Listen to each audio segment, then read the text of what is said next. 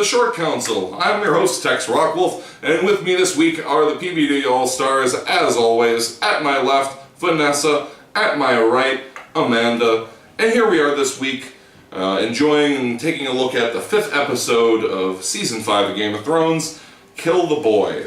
We're going to start off with where that phrase came from this week, up in the north at the Wall.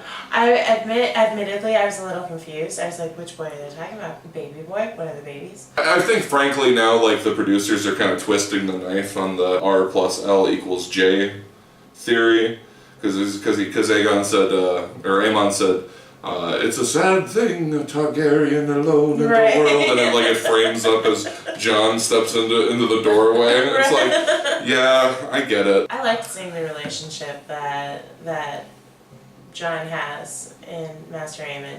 Mm-hmm. Like, it's kind of like a pseudo-father role, which he's kind of looking for. Like, you know, he actually had a dad in Ned, and then he had it in his last Lord Commander, and now he kind of needs that. Like, he needs that little confidence boost, I think. He's moved through quite a lot of father figures, you know, like he's mentioned, most of them also sort of his Uncle Benjen was the reason he joined the Not Watch in the first place. And the Half-Hand, who was sort of a father figure for a brief time while they were outranging. And even Mance was sort of a father figure, you know, so...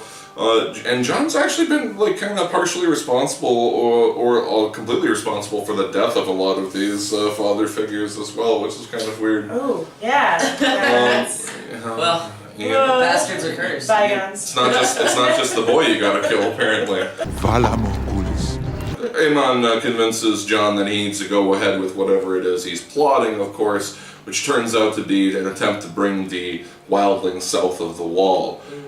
And nobody is on board for this. Nope. And I don't understand why. I think it's actually the best idea yet. I mean, they need people. There's lots of them. Yeah, there's about, at least 8,000 wildlings still kind of probably hanging around up there. Oh, God, there's tons. Well, the issue is that so many of them, or, you know, their families are the ones that the wildlings were killing. The majority of the people up here were either criminals who don't know about the wildlings and the White Walkers. They don't give a shit because they haven't seen the White Walker army, because the majority of them aren't rangers. Right. Or people who grew up in the north and they've had wildlings crawling across the walls and raping and pillaging, like, their whole lives. And that's a lot of animosity to try to set aside and be like, oh yeah, you know what, you killed a lot of my family and friends, but come on into the fort, we're gonna set you up, and then, like, you can just live here now. Bygones be bygones. Well, you know, I mean, desperate times call for desperate measures. It's obviously the right decision, but no one's gonna be on board with it. Right, well, you know, I mean, what I think what we need here is a dramatic example. I think that, you know, basically, it's a shame that they didn't do this with Janos. But basically, somebody who had died, you know, recently, they should have taken the opportunity to let him turn and let everyone see this and say, this is what we're really fighting against, you know. Everyone was talking about how they fought the wildlings forever, but before the Night Watch ever fought wildlings, they fought the White Walkers. So, you know, really, this isn't like a betrayal of their mission, it's a return to their original mission, you know. But they've forgotten. But they've all forgotten, and they're tied up in blood. Like, there's enough places along the Wall, and they're going to need every single one of those places manned. Like, I don't see what the problem is. Let each clan, let each people have their own fort. You guard this wall. The wall's there to keep you safe. You're on your own after that. And I think that is... We're all working towards I think that is eventually what will happen, but first they have to all agree and be okay with letting them on that side of the wall first. Mm-hmm. They burnt my village. They put an arrow through my father's head. I think that, like, all they really need to do is to convince Tormund, and then let him tell everyone, because no one's going to want to take that from a crow. Like, I understand that, you know, he wants him there, but no one's going to listen to him. day I ask my people to fight with the crows is the day my people cut my guts from my belly and make me eat them. Of course, also big happenings. King Stannis has decided to move south and begin his march on Winterfell before winter truly sets in. We also got some. Well, then he won't need his boats then. Really. Yeah, he won't need his boats for a little while anyway. But we had some really kind of obvious maester baiting here, if you'll pardon the kind of pun. With Sam. Basically, he's going to be a maester by the end of the season, or at least rather sent to become a maester at like Old Town or something like that. Maester Aemon is obviously sick. He believes himself to be dying. They're going to need the new maester, and he's primed for the role. As I say, we're going to sit here and pretend that there's like another person who's better suited among their number right now. Keep reading, someone will tell me. Anyway, moving south down to Winterfell. We get to see a couple of interesting things play out. Miranda, the kennel keeper's daughter, is jealous, nasty hip bone girl. Oh, hip bone girl. Yeah, that looks sick. That was like a 90-degree angle. They were trying to do weird shadow play on her. It seemed like to make her seem angular. Yeah, like she was like sharp and dangerous and everything. I think she may end up being kind of more dangerous to Ramsay than Ramsay's probably ready to admit. But we'll see whether she'll bite the hand that has fed her for so long. Well, she already bit the lip, so not a stretch. That's not a stretch at all. And of course, she showed Sansa, Reek, Theon Greyjoy sleeping in the kennels. So what was that? Like, was she trying to, shock Sansa? I think she was trying to scare her. To be like, oh, look what we have. I kept waiting for her to shut the fence, though. And trap her in there. Yeah, I just kind of thought that was where that was. That's what I thought at first. That like there was like a loose door farther on down, and as a dog tried to jump against it because somebody was in there, that she'd get mauled to death by this dog. Because Sansa there is basically a threat to Miranda's happiness and future with psychopath Ramsay. So well, we already established that in that scene when she was like, "You were going to marry me," and he's like, "Yeah, back when I was a bastard, I'm a lord now." Right. And she's like, "Well, what's going to become of me?" And he's like, "I'm going to fuck you. That's what's going to happen." And she was like, "What?" And he's like, "Or I'll get bored and hunt you down." And she was like, "Okay, I'll bite your lip and let's have hate fuck." It's like, okay, this is my relationship now. She's already, that's why she hates Sansa, because she already took everything that she could have had. What is it? That would spoil the surprise. And then when Theon, or I should say Reek, because he doesn't deserve a proper name at this point, apparently. He doesn't want to be called Theon. Reminded of who he really is. He does not. But in any case, when he neglected to tell Ramsay right away. Oh man! And then Ramsay could tell that he was hiding something or holding something back. And what was really amazing was how the what we thought he was going to do, and then not doing anything at all was so much worse in a lot of ways than like what he could have done. Like the implied threat. For the other shoe to drop. Like why did he not do anything? But then of course he involved him in that little psychological torture game at dinner, reminding Sansa of her dead brothers, calling this creature that Theon has become the closest thing she has to a living relative. To walk her down the aisle. I did enjoy Sansa having a couple of clever moments with the, this is my home, the people here are strange. When Fat Walda said, oh, you must be strange. Yeah. My favorite part was just her smirk at the end. Oh yes, when you're pregnant, she's like, I'm very happy for you. Congratulations to Roose Bolton and Fat Walda having a baby. Oh, good for you, baby. Another demented baby. From the way she's carrying, Maester Walken says it looks like a boy. So I think Roose can see what his legacy might be if he hands it off to Ramsay. Yeah, but that being said, then why did he offer him assurance in that little father-son heart-to-heart?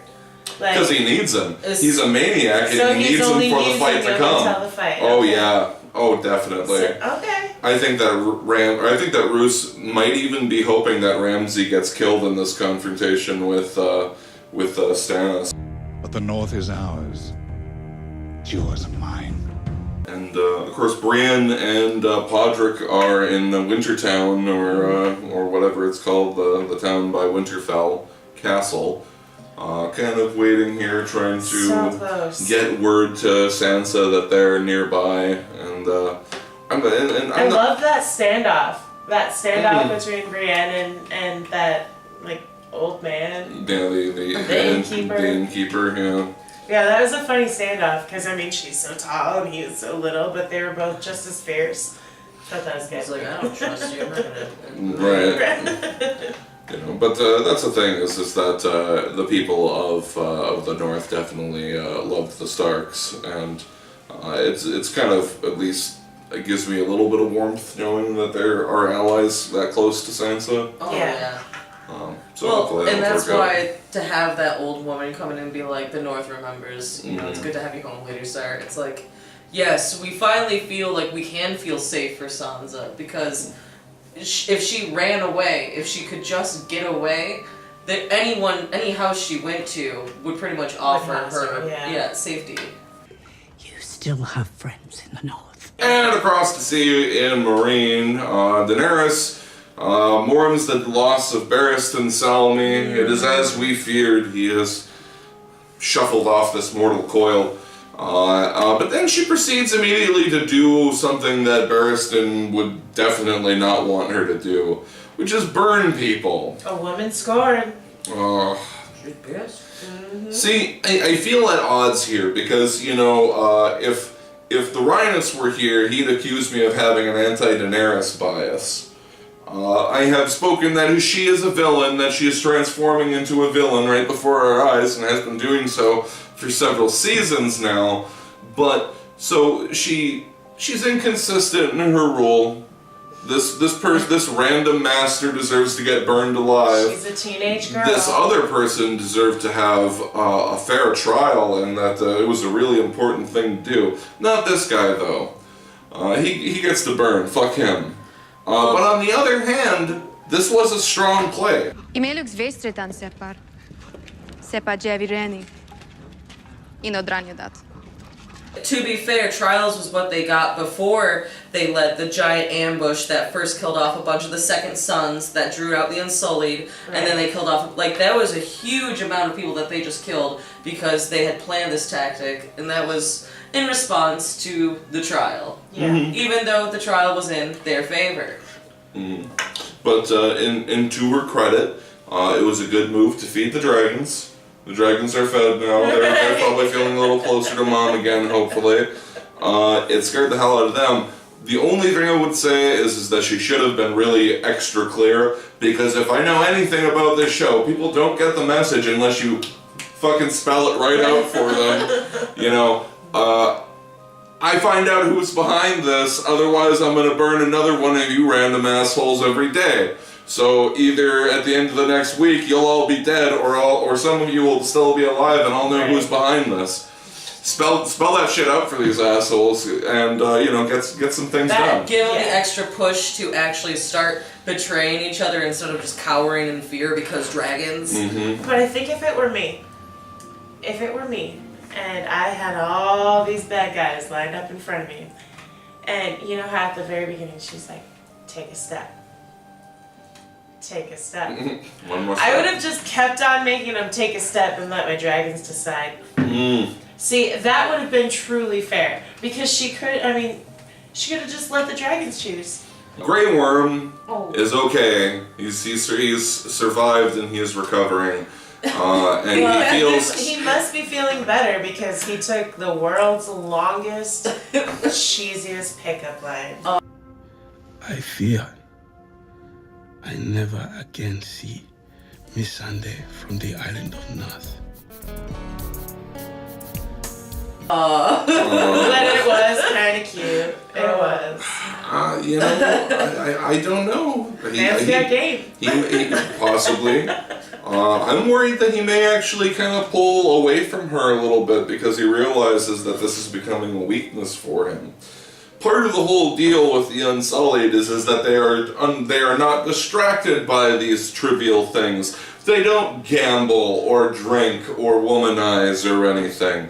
They don't, seek companionship, and they don't do all these things, So and that's why they're because such effective soldiers. So because he fears the loss of her, then He's a weaker commander You of bring the up a Unsullied very for them. interesting point. Imagine how he would feel if he was to be like, what if something comes down to saving Daenerys or Missandei? Like, who is he gonna choose? And at that point, his loyalty will be torn. And if he thinks on that, if that's a decision he comes to, he may cut this off because it would be a weakness. yeah, but even if he does cut it off, it's not like he's really not gonna. Well, it's already cut off. But I mean, like either way, it's not like he's really losing anything.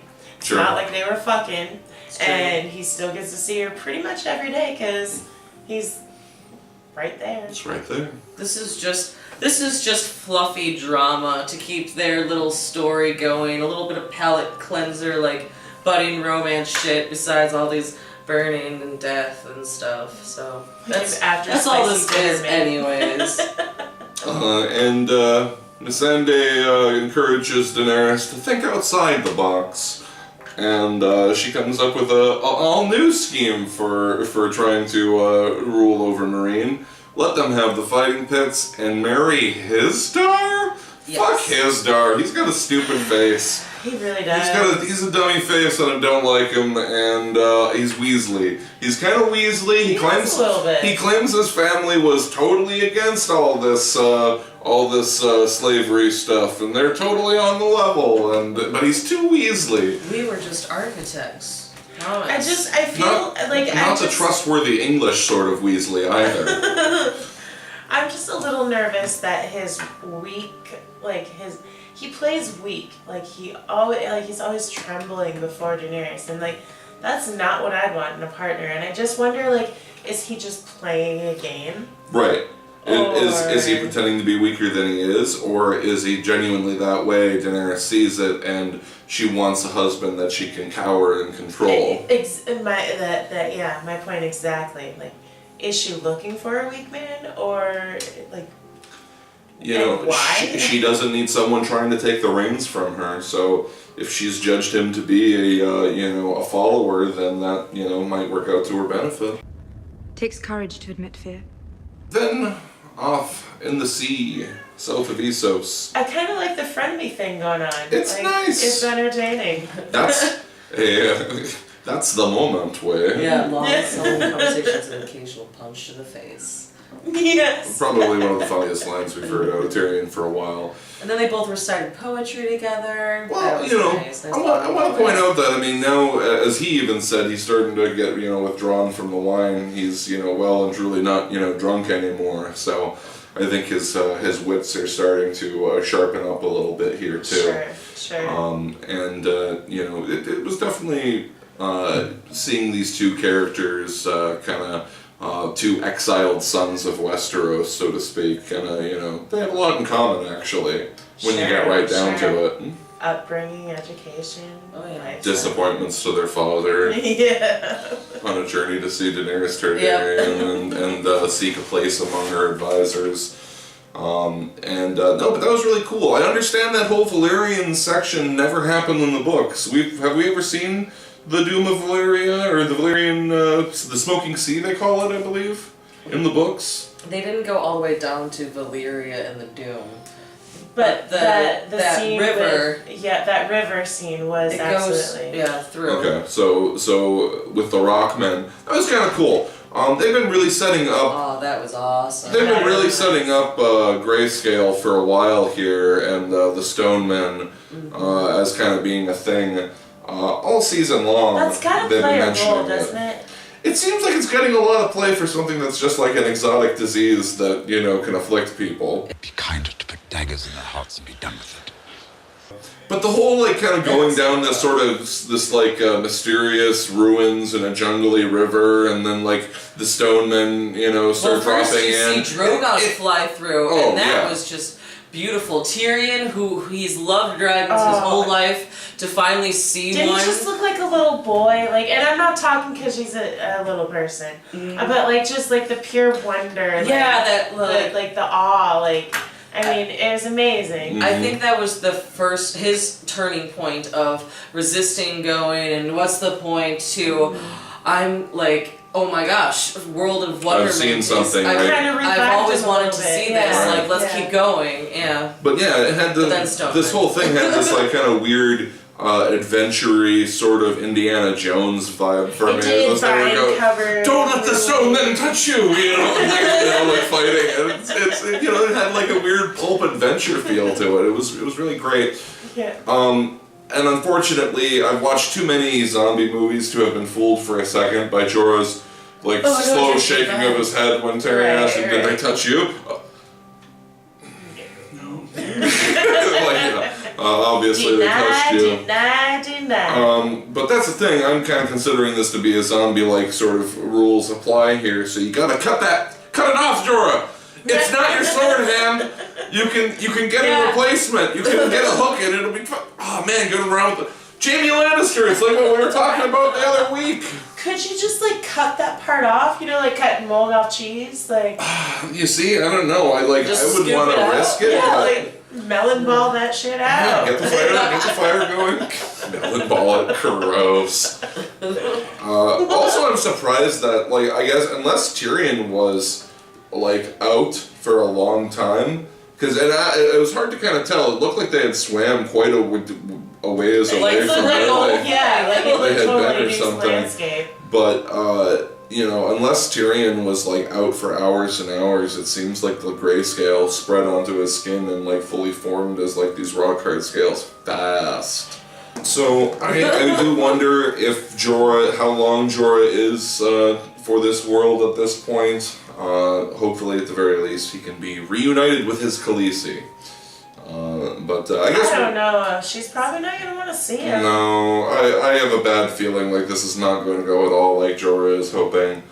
And she's gonna be wary of Tyrion when she meets him. So. Oh yeah, as soon as she hears he's the Lannister. Does anybody else get the feeling like Varys is going to be there by the time like? Of course he is. Well, he like flew on the jet yesterday. Yeah. How did you get here? It's a long story. I just get the feeling that we're going to cut away from Daenerys later in the season. We're going to go back to Tyrion and Jorah almost making it there, and then they're going to get there just by the skin of their teeth, and Varys is going to be standing up on the dais with Daenerys, like, just wondering when you would show up, you know, that kind of thing.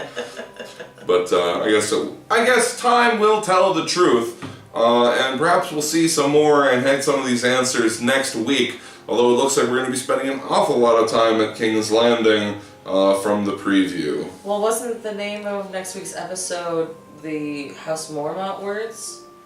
I could have sworn that was the title. And not to mention the preview showed Sansa and Theon. And Arya! Yeah, and Arya. So we're going to see some Bravo stuff too. But we'll be back next week with episode 6 of Season 5, Game of Thrones, here on The Short Council. Have yourself a good night. Bye.